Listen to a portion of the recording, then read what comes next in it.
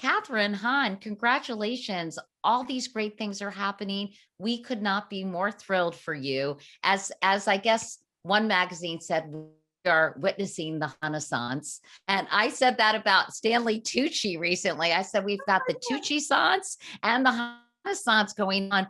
It must feel pretty damn good to be like on fire, el fuego, as my husband would say. I mean, it definitely feels very surreal because I mean, as all of us are, I'm still kind of stuck at home. I don't have social media, so I'm hearing like bits and pieces of what's happening, and I know the show has landed, which I'm thrilled about, and I'm just tickled by it. But it's I mean, yes, bananas, and so flattered, and also feels so like another person's life. It feels very, very surreal, for Well, I sure. want to talk about WandaVision because it's so original, which I think is the best compliment you can give a show these days because there's so much content out there, Kathryn, and to have something to have such a different twist, and of course, like so many of your roles, it really puts women front and center, which of course I'm 100% for. Mhm, But mhm. before we talk about WandaVision, before we talk about sort of career stuff, I thought we'd get to know Kathryn Hahn, the woman, the myth, the legend. And I wanted you to tell everyone about growing up in Cleveland, being a theater kid. And Mm. I'm particularly interested in what sparked your interest in acting, because I love to hear about these aha moments where people say, this is what I want to do. Like I asked Barbara Streisand that once, and she Oh my said God. she was in the lobby of her apartment building. I believe it was in Brooklyn. And she started singing. She was like, oh my God, this sounds incredible. Mm. And was there a moment where something happened and you said, this is tapping into my passion, or was it an evolution? I feel like I'm inside the actor's studio I know, suddenly. I love it. I mean, I certainly thank God Barbara Streisand had that realization. I think certainly for me, it felt almost like predetermined, Katie. I was very young. I was in a Catholic school in Cleveland, and it was kindergarten, I think, and there was some sort of after school program, and I just felt at completely at home. And I'd always been a kid that would just disappear after school and go deep into pretend land. And there was just something about something that felt very safe and something that felt very freeing about those classes, even as a young child. And then I started taking classes at the Cleveland Playhouse, which was just my holiest place.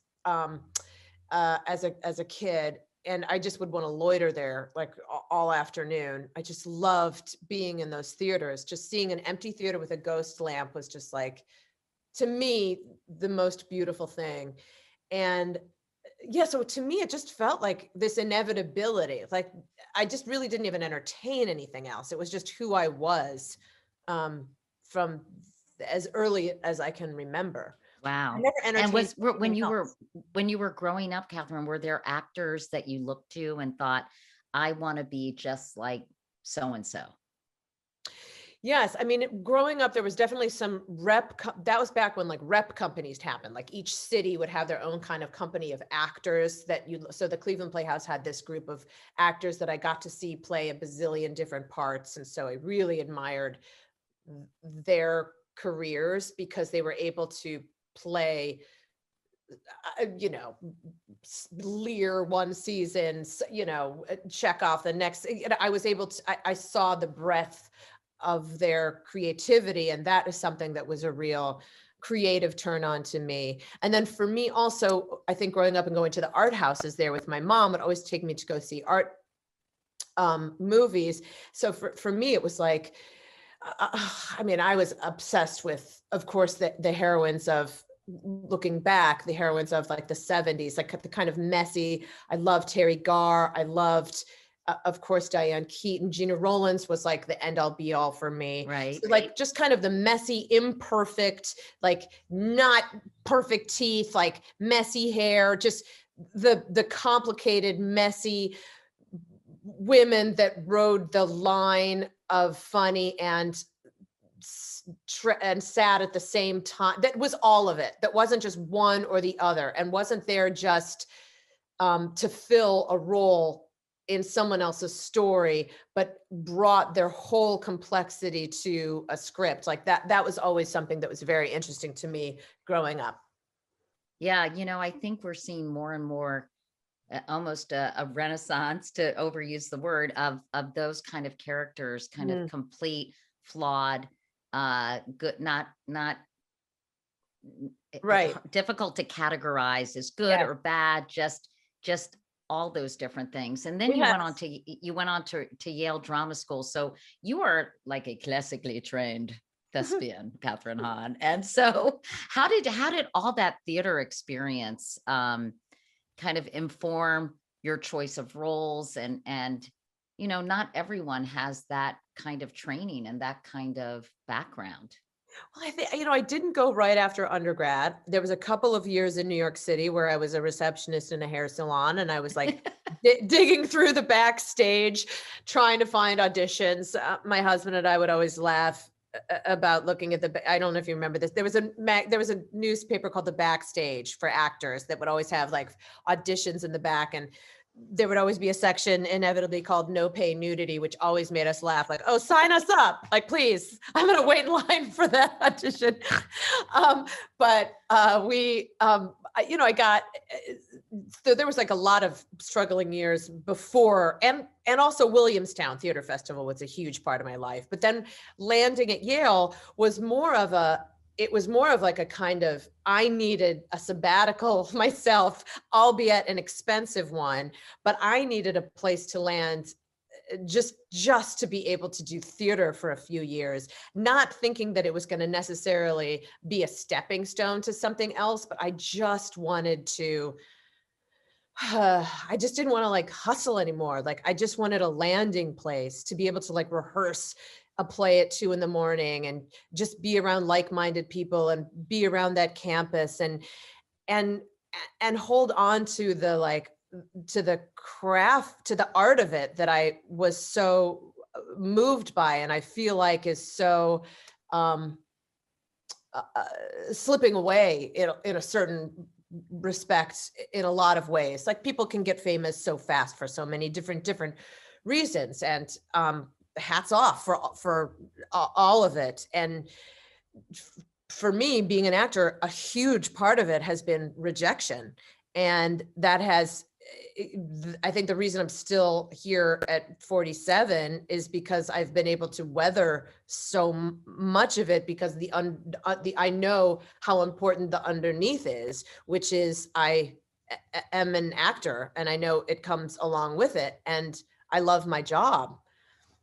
I'm sure you wanted to do the work and not just look for the work, which Of is course, so yes, time consuming. So that must have been such a luxury for you. yes, And, absolutely. I was talking to Kate Winslet, and Uh, that's a major name drop, but I've just always really, loved just Kate Winslet. drop that name. She's a goddess. Isn't she? She's just, Goddess. I don't know. You all would love each other, I Oh, think. Do I you know love it. her? We did. We worked together. We did Revolutionary Road, and I fell Oh, madly that's in right. love. Yes, and fell madly in love. Yeah, she's She fabulous.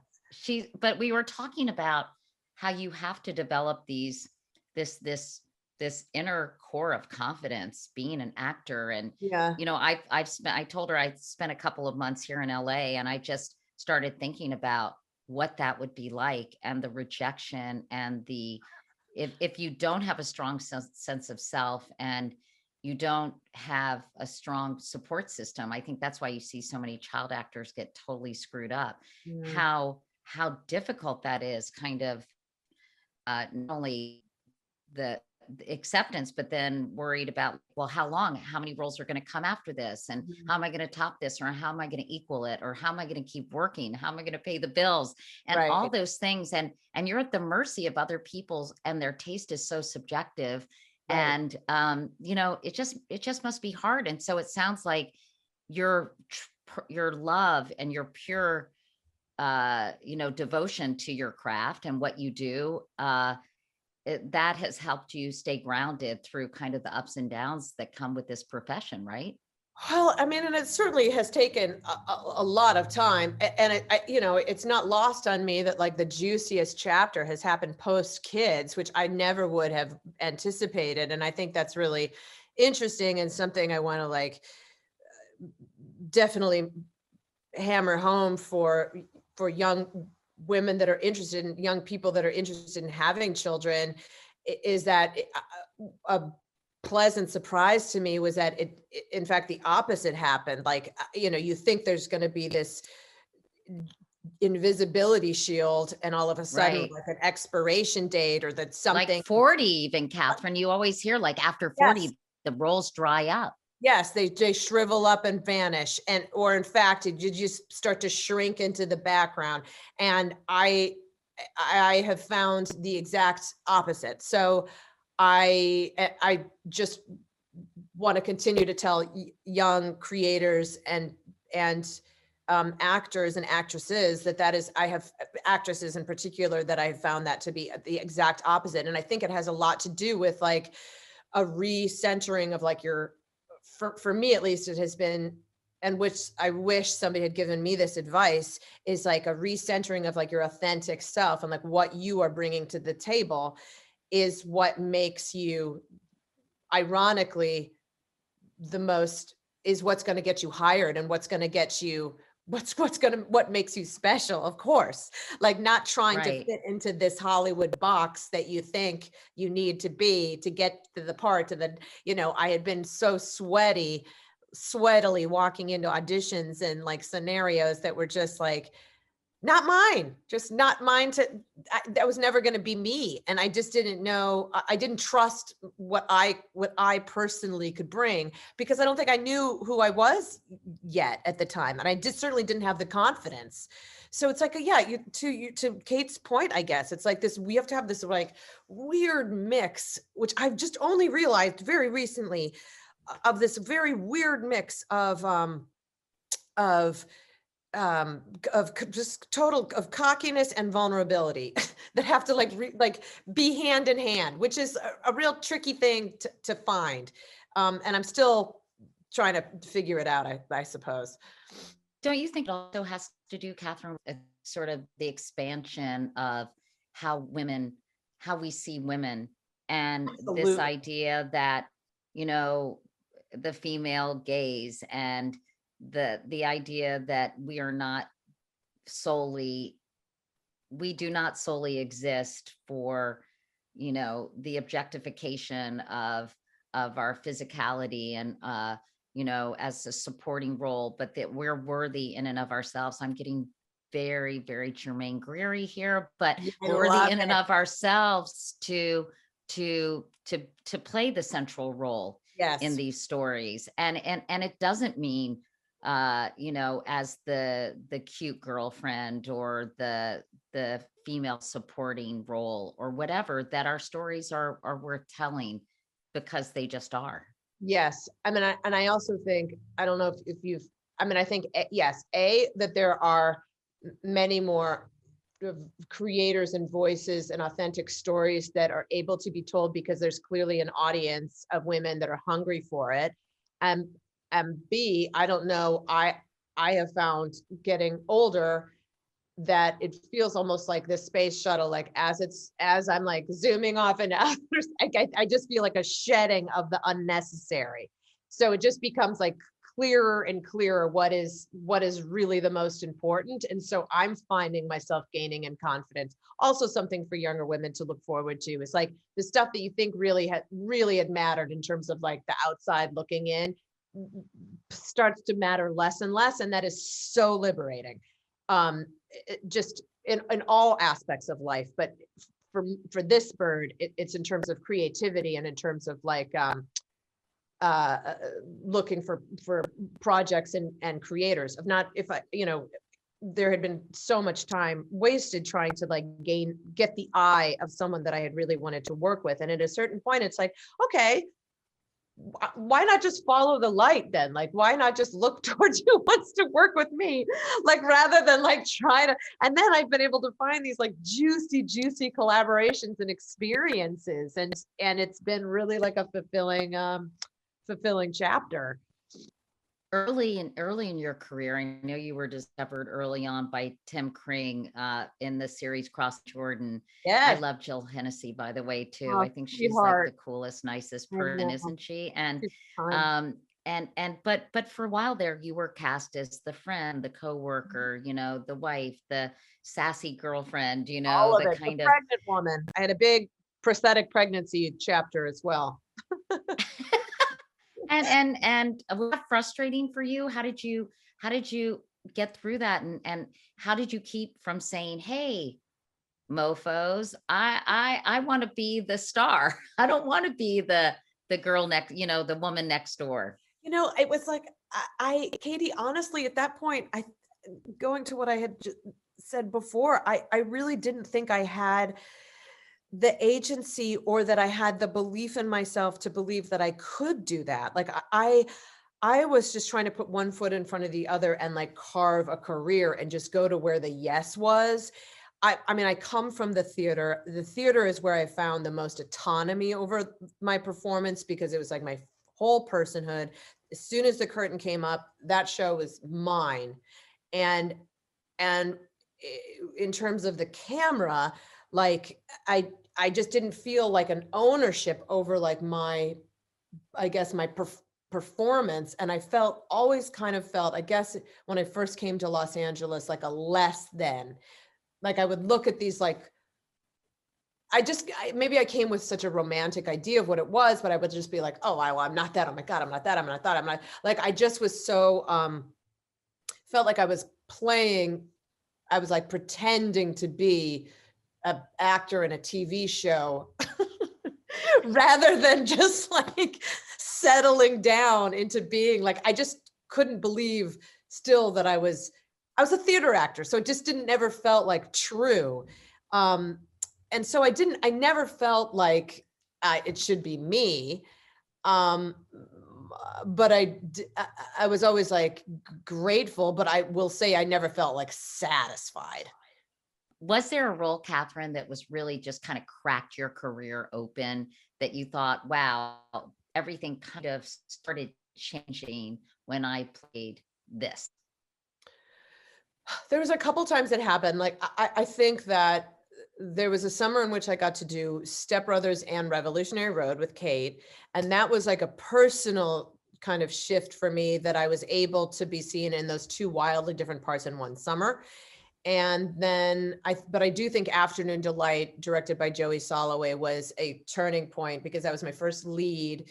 It was an independent movie. It was a role that was like very close to the surface for me.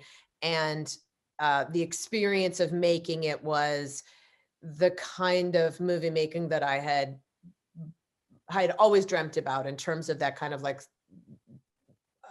without a better word, at my, right at the tip of my tongue, like a 70s kind of like Cassavetes kind of movie making that just felt like very small, tight, very low budget, but very performance driven. And that was a shift for me, certainly creatively, and how I felt about myself confidence wise, I think, on camera. Yeah. As well. And you had you collaborated a lot with Joey, formerly Jill Soloway. Mhm.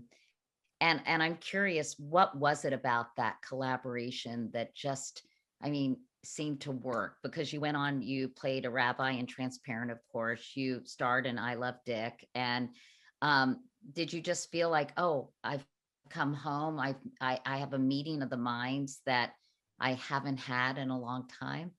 Yes. I mean, I think the closest analogy would be I felt the same way that I felt when I was back in school. It was the same kind of joy of performing. And I felt that kind of autonomy that I felt on stage, but instead it was in front of a camera. So it was like, oh, this is what it could be. Like, I don't have to just stand there and try to like do a good job. Like it's mine. Like this part is mine. I'm here because I'm valued. Like it's my job is to be here and listen to this incredible actor in front of me and to just receive what they're giving me and look into their beautiful eyeballs. And like, so it felt like the kind of play that I hadn't been able to really feel on camera before. It And felt more collaborative, it felt obviously. so collaborative. Like it felt incredibly collaborative. And I also think that their writing and the writer's room's writing was just kind of tapped into something that felt very familiar and very unspoken, and very true to the experience of a woman person this age, that I hadn't read before. And also it was funny and it wasn't a complete downer. And like, there was all the shades in it that I was attracted to, I think. That And must it be just a felt safe. that must be magical, you know, It where you was, and it was the just same where group it feels of right. people. It was the same group of people, the same crew, the same. So it just felt like it felt like we were a part of a circus. Like it just felt, I love those people so dearly. That crew, I love so madly. And yeah, it just became like La Familia for sure. That must make such a difference, Mm. like the ambiance of the set in Oh, terms of getting the best out of an actor and yeah.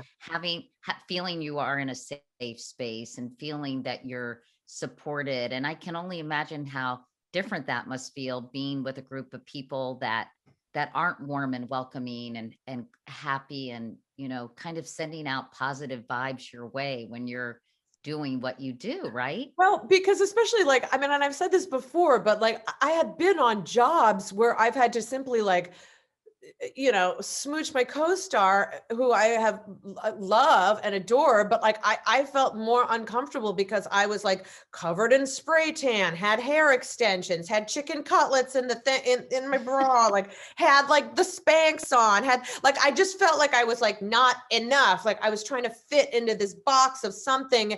And I felt it was just, and there's a lot of hand wringing behind the monitor and a lot of like furrowed brows and like something wasn't working. And it just, the whole energy was like, oh, I just felt so sweaty. And I felt much Sounds more, fun.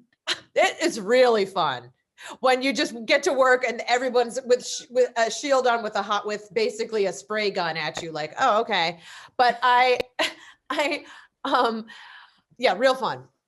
A lot of contoured makeup, but and then to then walk from that kind of experience to something that's that much more like emotionally, physically vulnerable, let's say, but has so much more of a feeling of like of safety and collaboration, and where I felt much more of ownership of who I was playing.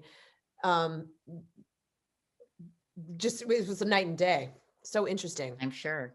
I'm sure. Well, let's talk about WandaVision because Mhm. that has been the latest chapter in the Renaissance. And An let's tell unexpected chapter.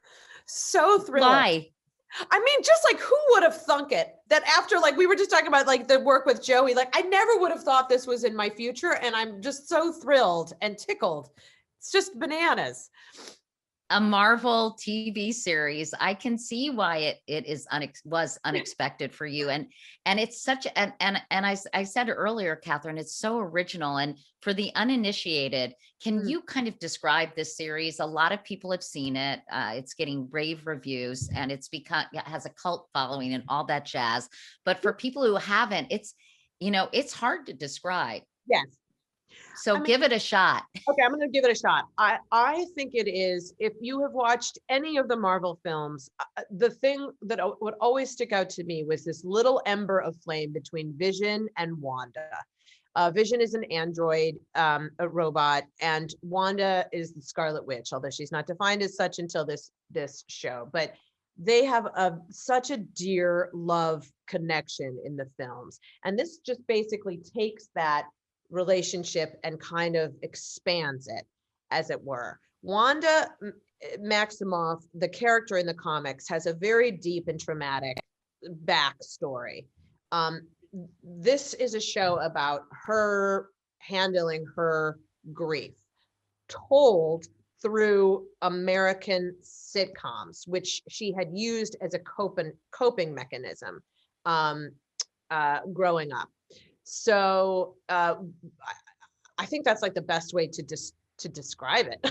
And you just have to kind of go along for the ride Yeah, because it's kind of, it's a little trippy, as it's they might very say, tricky. right?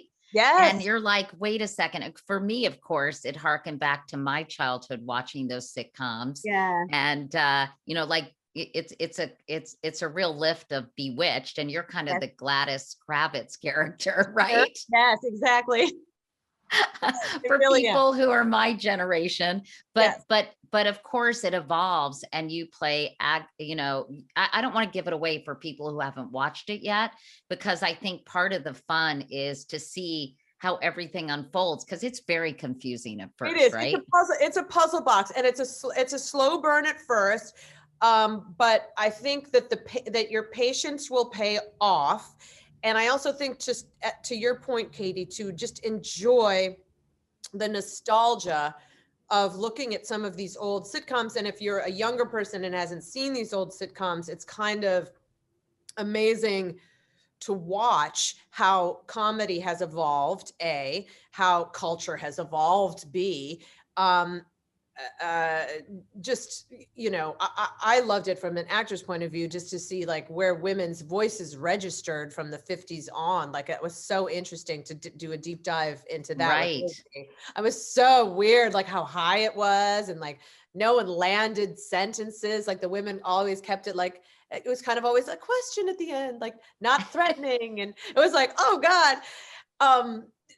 And so it's kind of like a deep dive in those ways. But then there's also this kind of Twilight Zone element to the whole thing that keeps this tension happening. And then it's full an MCU extravaganza at the end. So that that's coming. But the way it unfolds is very, very unexpected. It was a really ambitious, beautiful, ambitious pitch by Jack Schaefer, the writer, and by Matt Shackman, the director, and Kevin Feige, who came up with the idea. And I was just so thrilled to hear about it. And like I had said before, I couldn't have dreamt of a more incredible part to enter this world in. And I don't think you necessarily think of Marvel TV and female centric in the Yes. same sentence. So it is really a departure from what we've come to expect. I personally have never really been into superhero Marvel stuff myself. Mhm. And that must have been, first of all, kudos to those guys, Yes, right? I That agree. you just mentioned. Totally. Yes, and Jack Schaefer, who wrote it, is a woman, and Jack wrote the whole series, and like most of the writers' room were women. And the fact that it is that was also a huge turn on for me, Katie, is that it's basically a superhero origin story rooted in feelings and grief, and not just like, getting hit by a magnet or whatever, and that's how you get your Yeah. superheroes. It's like it is actually rooted in processing feeling, and that there was something very new and um, interesting about that to me. And the fact that it is so woman centric was also, of course, very interesting to me.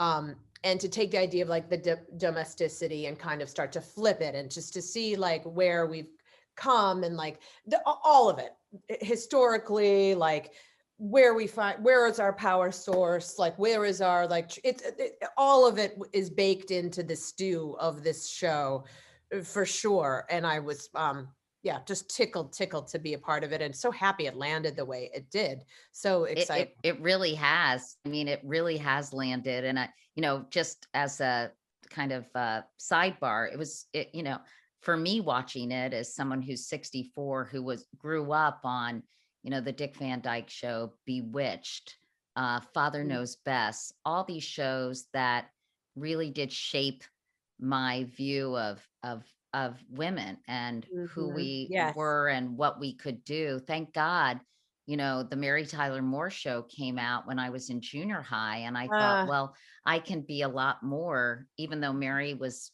really kind of a glorified secretary for a while, and then she became, I guess, an associate producer. But you know, it's just so interesting how popular culture, what a huge impact it oh, has it does. It's like on our dreams and aspirations and who we absolutely, are. absolutely. It's an aspirational like mirror. It's like I absolutely agree. It's so crazy to look at those, and then we watched it all together. We kind of had like a sitcom boot camp, and it was very important. Like I know for Tiana Paris, who played Monica, to be like, okay, there's a I don't this is all white. So it was like she had to find we found good times, and like we tried, like it was so interesting to like look through our history, our American sitcom history, and find like touchstones because everybody has their own like That would be a really good documentary, wouldn't it, Kathryn? To go yeah. through, because another show that was very impactful for me was Julia, starring Diane Carroll as the single Oh mom, a nurse with Lloyd Nolan, who I believe was the doctor she worked with. Can you believe I remember all this stuff?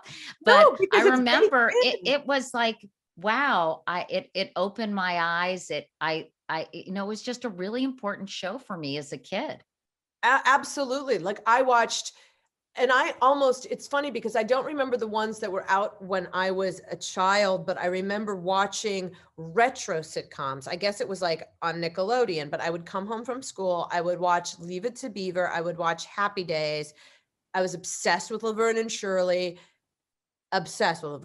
like, and but it's not like I would laugh out loud. It was just like this comforting noise, but that of course sinks into like that idea of family, like what you think a family's supposed to look like, what you think Right.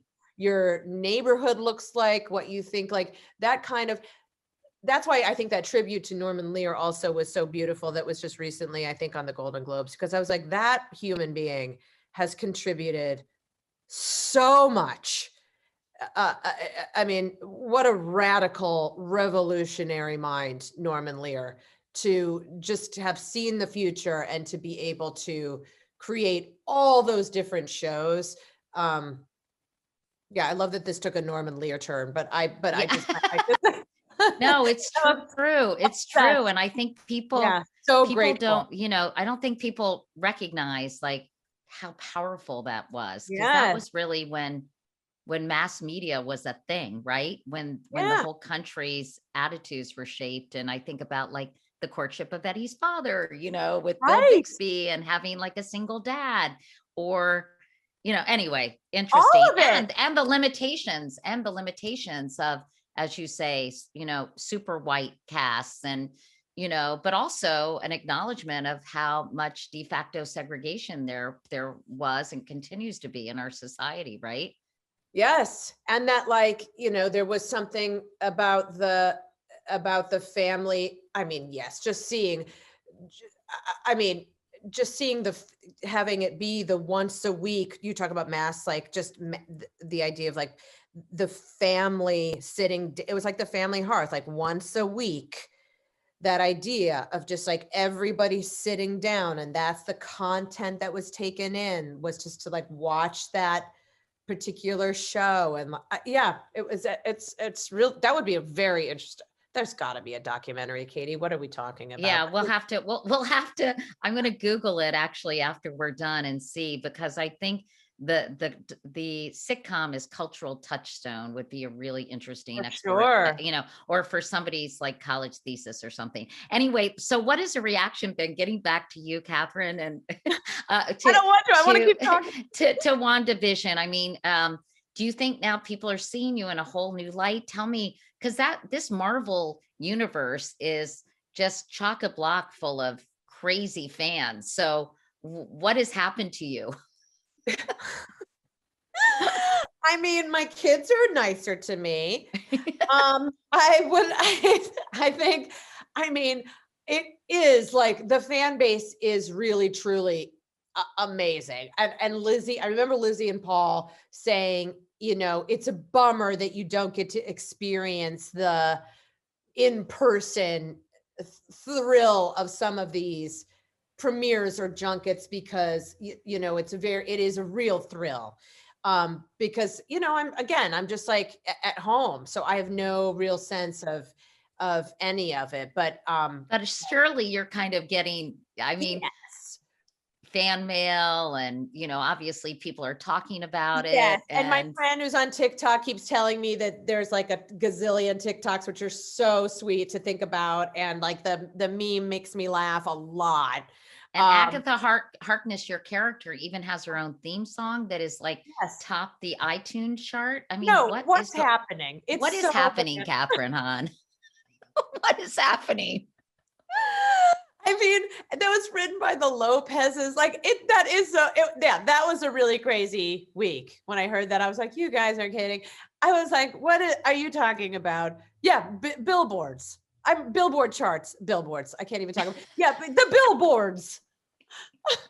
Were you a Marvel person before this all happened? I mean, I watched the Marvel, all the, like the vendor stuff with my kids, but then when I was really so moved and thrilled and profoundly affected by Black Panther. I loved it so much. And then I was so excited by Captain Marvel, and so excited that it was led by a woman, by Brie. And then I was so excited to hear about the slate coming up and how many women and how many incredible filmmakers are involved. So yeah, there's like, I'm so excited about this next chapter.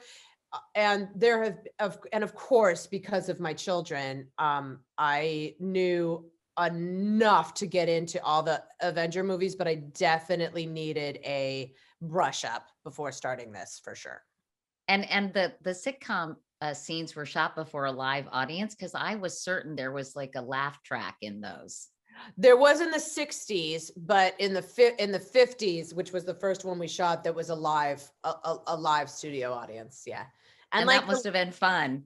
oh, it was yeah, I mean, it was the best. We rehearsed it like a play. Matt Shackman, our director, who runs the Gethin Theater out here, yeah, we had this little ensemble. It was kind of the most perfect way to start this journey from something so small, this little teeny ensemble, to then go from that to like this huge finish months and months and months later. It was actually really perfect, because we started just this little teeny theater troupe, basically. Like, we were running backstage, you know, grabbing props, slamming doors. Like, we shot it in one shot, basically like a play. We didn't have to like stop and cut, I don't think, except for one time, which was for the turnaround when Mr. Hart starts choking, to see that there was another wall.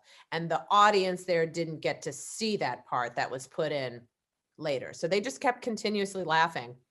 So are you going to continue with this franchise? I know that Elizabeth Olsen is going to be in the co-lead in Doctor Strange. Is that what it Yes, I is? think I'm Doctor so Strange thrilled too? for her. Yeah. Yeah, she's a great actress, by Oh, the she's way. incredible. What she had to pull off in this, and how she did it so gracefully and so beautifully, like all the different genres. I just fell in love with her as a human being. She's a gem.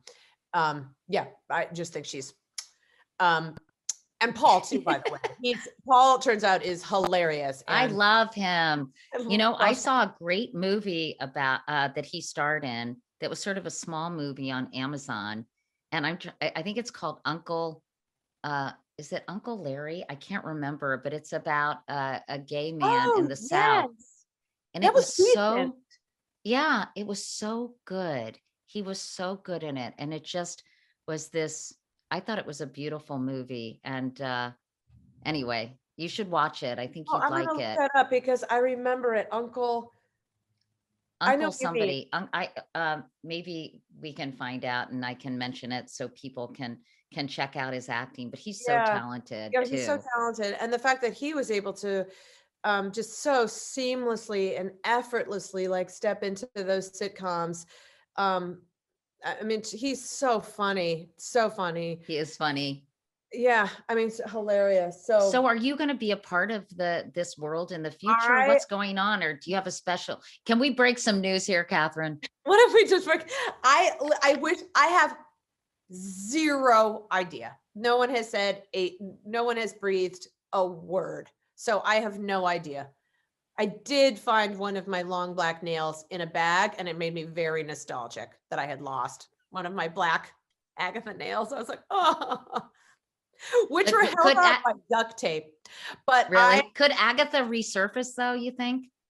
I mean, they certainly leave it that way, but Who knows? who knows? Who It knows? was Uncle Frank, by the way, not Uncle Uncle Frank. Larry. Uncle Frank. Great movie with Paul Well, I'm going to watch Bettany. it. He's Yeah. awesome in it. You have to All right, so support. let's talk about what you're doing now, Kathryn. You are doing, I'm fascinated by this project. You're doing The Shrink Next Door, which is based on a podcast, which Yes. takes place in Southampton, with Paul Rudd and Will Ferrell. And what can you tell us about that? Because I think I have a friend who said she lived near the real person when this happened. So can Yes. you kind of explain what this is all about and when does it come out? I'm not sure when it comes out. I know it's Apple, and it's written. The showrunner is the amazing Georgia Prichette, who did who worked on Veep and Succession, and she's an incredible writer. And it's an adaptation, like just based loosely on the podcast called The Shrink Next Door, and which kind of follows a person's long-time relationship with their therapist turned business partner, and kind of how they were maybe taken advantage of financially and emotionally over a very long period of time. And you play the sister of the patient, right? I play the sister of the patient who they stopped communicating for about 30 years during this relationship that he formed with his ex-therapist turned business partner. Yeah. It sounds like a creepy study in codependency. Is it funny? Is it serious? What is it exactly? It will hopefully ride the line, ride right on that line between the both. Of course, it's going to be funny because it's those incredible gentlemen, and who are just, I humbly think, going to be magnificent in it. And hopefully it'll be right between, because it is really like, I mean, just the work I mostly work with Will in it, and the work I've seen him do already is just Heartbreak Hotel. So I'm very excited for the world to see it. I love him very much, both of them. I'm very excited to see it too. And I Yeah. think everybody is thrilled for all your success, and Katie. can't wait to see what you do next. And just great to talk to you, Kathryn. I know, I saw you, everything. the last time I saw you was when people used to have parties, and you were so generous and sweet to me. I just will never forget it. I was like, oh my gosh. Anyway, you're such a kind egg. That was so nice to see you. Well, Do you remember those things? well, with it's four good to see you. heels? I do. I don't think I want to go back to wearing heels, but I would like to go back to seeing people. I would and, love that. I would love that too. You know, and I love a find like fancy I appetizer.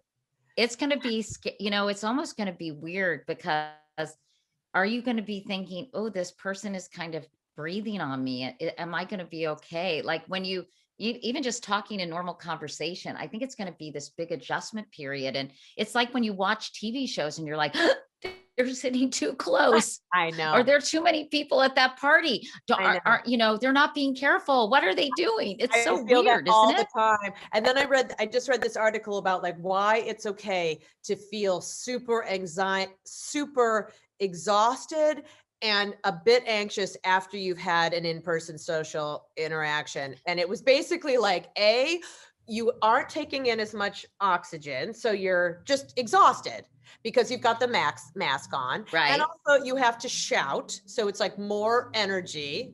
And then I know, I feel like I'm deaf, by the way, because I can never understand anybody. I can't understand anybody. And I think I am getting a little deaf on top of that. I am too. And the wrong words are coming out. And also, I'm just not used to interactions in person. And so I just feel like I'm like, oh, like everyone's trying to relearn how to be an actual human being. I think so. It's going to be very, whatever parties they are, there should be disclaimers about like how awkward the interactions are going to be. I know, Before it's you get funny. used to it. I did Ellen's show to just talk about a bunch of stuff and, Jeopardy and that my cancer work. And like, I couldn't think of words because I felt so much pressure being like in person. And I mean, I sometimes have like brain farts anyway, but I Totally. just was like, it was just weird. I felt sort of on edge being face to face with somebody I didn't see regularly and talking. Yes, the fact that you have had that experience, I feel so seen, and I feel like so many people are gonna feel seen hearing that, because I find that all the time, and I'm feeling very reassured because Y- you are so brilliant, and the fact that you're having a hard time finding words is Oh making yeah. me feel a teeny bit better, because I couldn't find the word ricotta yesterday. The ricotta cheese, like it was gone. Just absolutely gone. Like I think my daughter had to be like, ricotta? Like I literally like was absolutely out of my mind forever. Well, this should reassure everyone listening who is having multiple daily brain farts that Yeah. it's all, and I should have Sanjay Gupta talk about what this has done to our brains and our memories. And I think maybe that'll help people too. Oh, for Catherine, sure. really Oh, great to see you. I can't wait till one day I can see you in person. But in oh, the me too, meantime, Katie. huge congratulations on everything. And what can I say? We love you, and we're just so happy for you and proud of you. There you Oh, go. I got Katie, those this words right. was the best. I am so flattered to be on this, and thank you so much.